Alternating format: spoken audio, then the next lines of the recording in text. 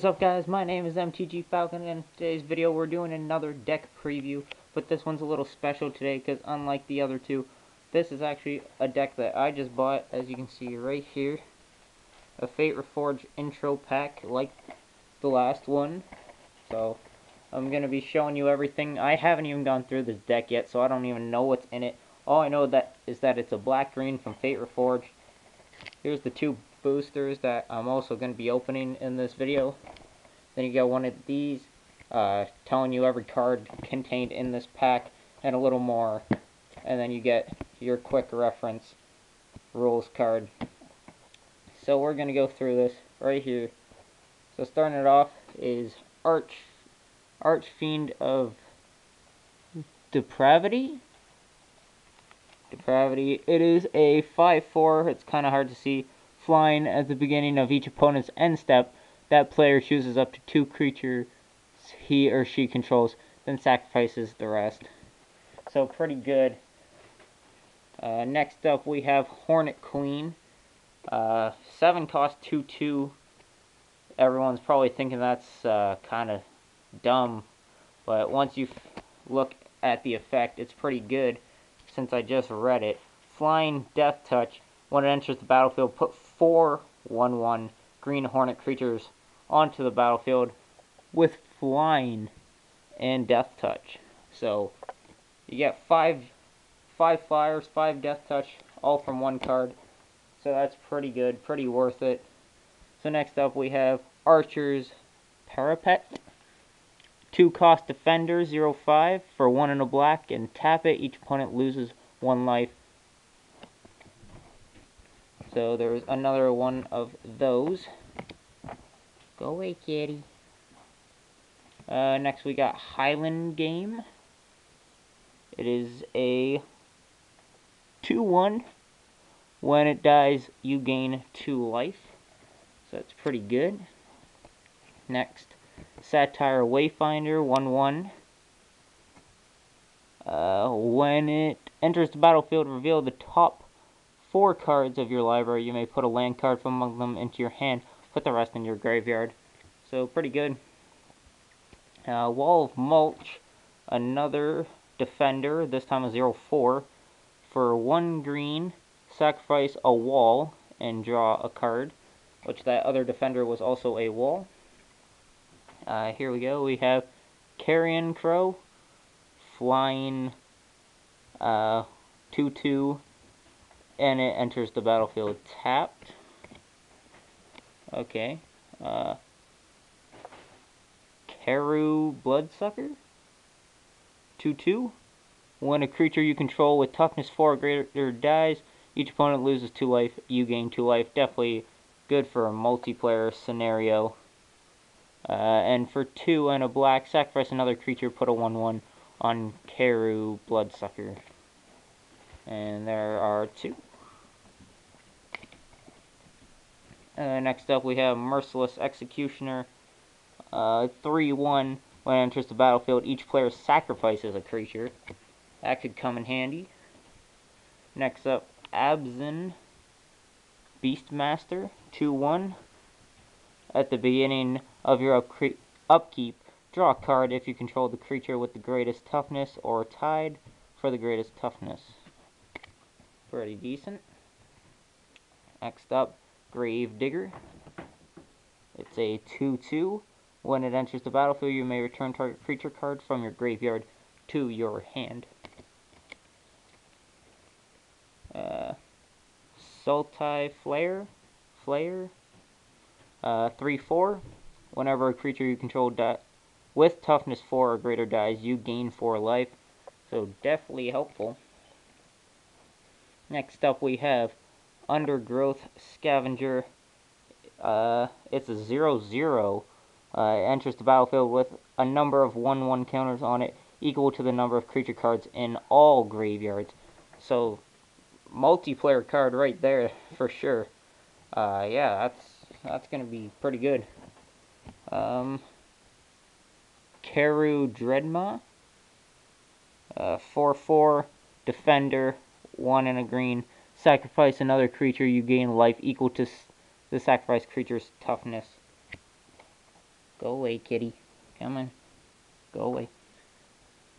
Next up, Rotting Mastodon. A 2/8. And it's, yeah, Zombie Elephant 2/8. And it's a 5 cost. That's a crazy defender. Okay, Attack of the Kitty here. Okay. Next up, we got Sibsig Host. 2/6.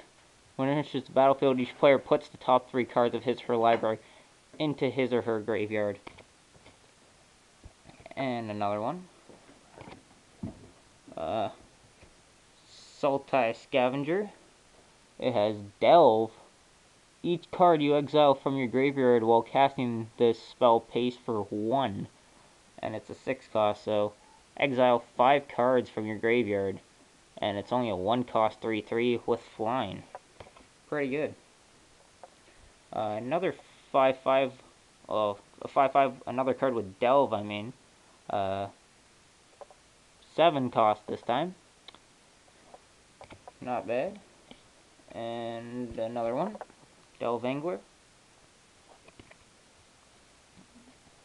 Now, Shambling Attendants.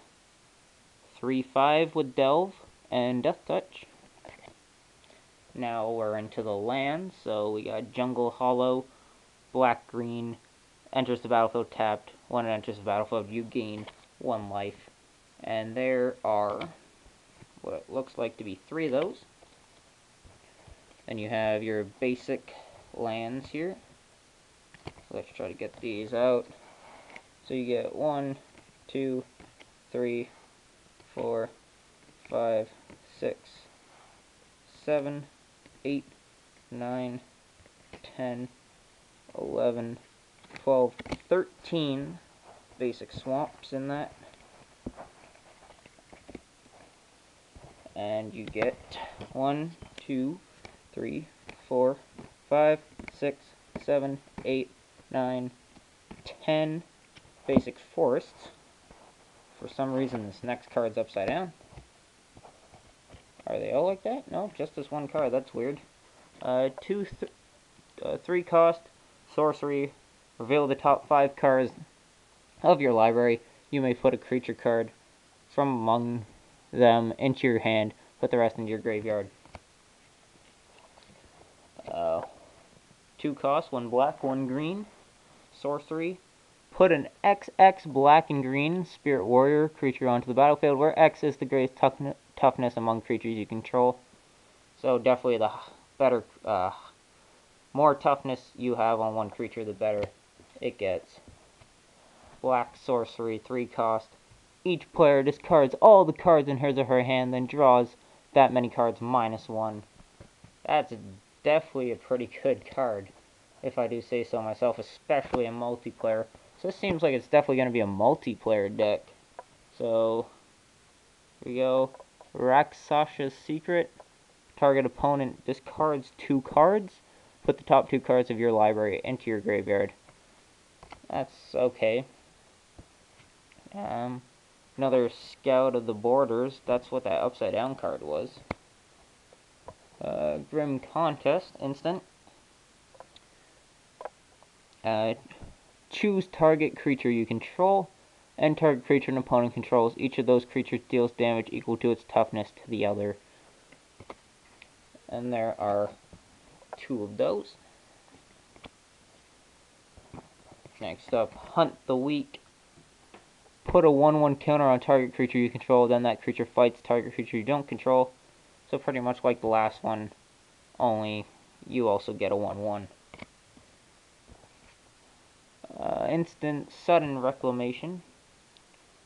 Put the top 4 cards of your library into your graveyard, then return a creature card and a land card from graveyard to your hand. So definitely good. There are 2 of those. And what looks like the last card in the deck is a 6 cost instant with Delve, and the target creature gets +6/+6 until end of turn.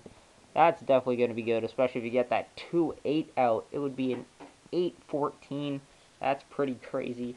So that's pretty much this deck. It definitely looks like it's going to be a good multiplayer deck to use.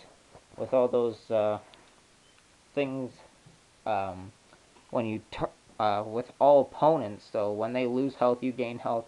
So say you're playing with 3 other people, they lose 2 each, you gain 6. It's definitely going to be great for multiplayer. So I would definitely recommend this deck to new players or just players looking to have a fun time with some friends. So now into the boosters. So I'll open these and then I'll be back in a quick second. Okay, so I've just opened both boosters right here. I haven't looked at any of them yet. I'm going to go through them now. So if you don't know how a magic pack works, it's basically 10 commons the majority of the time, 3 uncommons, 1 rare, and then 1 token or land, unless you get a mythic or a foil card. That's normally how it goes. So here we go. Starting with the commons, we have Cunning Strike. It deals 2 damage to target creature and 2 damage to target player, and you get to draw a card. Absent Rune Mark. Enchant Creature. Enchanted creature gets +2/+2. Enchant creature has vigilance as long as you control a black or green permanent. So that could be useful. Rixasha's Disdain. Counter target spell unless its controller plays 1 for each card in your graveyard. So that's pretty crazy. Reach of Shadows. Destroy target creature that's 1 or more colors. So I don't know why it doesn't just say destroy target creature, because most creatures are 1 or more colors unless it's like an artifact creature or a devoid creature that has no color. So it's a pretty interesting card.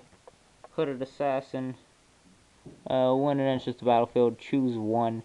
Put a 1/1 on Hooded Assassin, or destroy target creature that has dealt damage this turn. You know what? Let's just skip the commons because there's not much, nothing too good there. So Sudden Reclamation. Put the top 4 cards of your library into your graveyard. Then return a creature card and a land card from your hand, from your graveyard to your hand. 2 of those in the deck already. Winds of Kalsisma. Prevent all combat damage that would be dealt this turn, and it has Ferocious. Then we have 4/4 flying. As long as Word Skull Dragon is attacking, defending player can't cast spells. Definitely good. And our rare Flame Rush Rider. Whenever Flame Rush Rider attacks, put a token onto the battlefield tapped, and attacking, that's a copy of another target attacking creature. Exile the token at the end of combat, and it has Dash. And then a dual land here. When it enters the battlefield, it enters tapped, and you gain a life. And then a 1/1 flying spirit token. So that was the first one. So here we go. We're going to go with the second one. Just skip the commons here. And go right to the good stuff. So here we go. Huge Stone Retainers. A 4/4 artifact creature, Golem. Cast it only if you've cast another spell this turn. So it could come in handy at some points. Absent Kinguard has lifelink as long as you control a white or black permanent. It's a 3/3. Shifting Loyalties. Sorcery exchange control of 2 target permanents that share a card type. And our rare Scroll of Masters. Whenever you cast a non-creature spell, put a lore counter on Scroll of the Masters. 3 and tap it. Target creature you control gets +1/+1 until end of turn for each lore counter on Scroll of Masters. And then a Scoured Barrens. Same thing as last land. So if you like this video at any time, make sure to like, subscribe,